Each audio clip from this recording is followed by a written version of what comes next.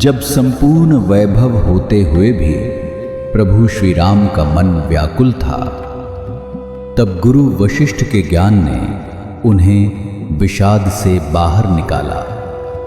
सुनिए बकुल जी की वाणी में। जय श्री राम। तो फिर कल हमने ये देखा कि रामचंद्र जी भगवान ऋषि वशिष्ठ को प्रश्न जो पूछते हैं और फिर वो संसार की ये जो सृष्टि है उनकी वास्तविकता के बारे में प्रश्न उठ रहा है, तो फिर उनको जवाब देने के लिए कल उन्होंने बताया कि मैं तुम्हें कल एक उदाहरण दूंगा।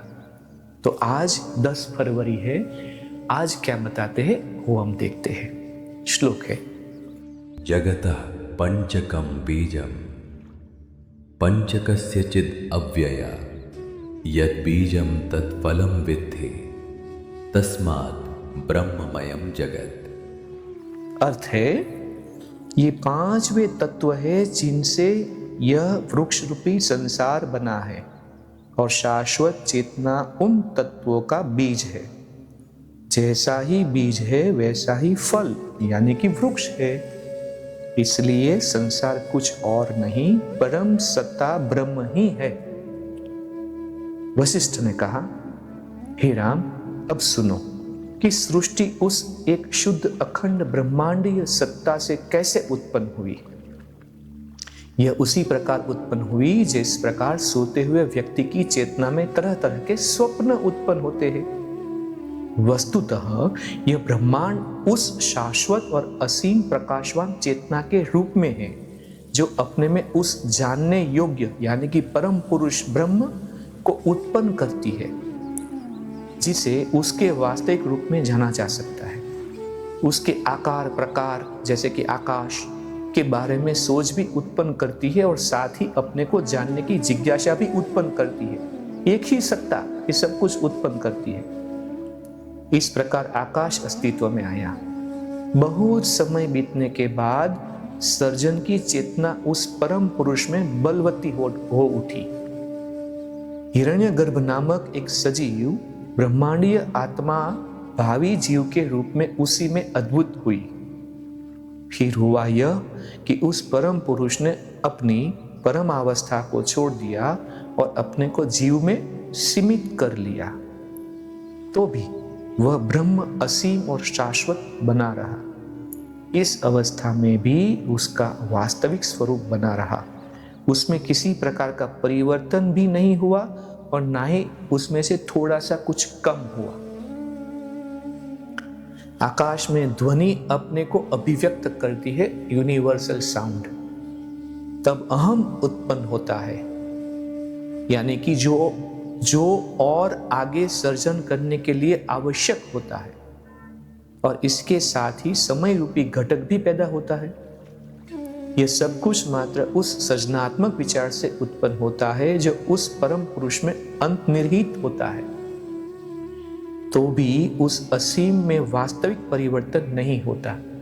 सब कुछ उसमें से हुआ, लेकिन जो असीम है उसमें कुछ फर्क नहीं हुआ। इस सृजनात्मक विचार की ही वैसी ही हलचल से वायु उत्पन्न होती है। सबसे पहले स्पंदन रूपी हुआ, फिर हिरण्यगर्भ हुआ, फिर वो फिर जीव में सीमित में हुआ, फिर ये एक विचार हुआ, फिर विचार से कुछ वायु हलचल से उत्पन्न हुआ। इन सबसे घिरी हुई चेतना ही जीव कहलाती है, जो इस संसार में सभी प्रकार के तत्वों को उत्पन्न करती है। इस सृष्टि के 14 तल है, तल। उन सब में अपने अपने ढंग के वासी है। हर एक तल में अलग तरह के वास करने वाले हैं। और ये सभी चेतना के सृजनात्मक विचार की अभिव्यक्ति है। ऐसा होने पर भी जब चेतना सोचती है कि मैं प्रकाश हूं, तो उसी क्षण सूरज आदि प्रकाश के स्रोत पैदा हो जाते हैं। इसी प्रकार जल और पृथ्वी भी उत्पन्न हुए।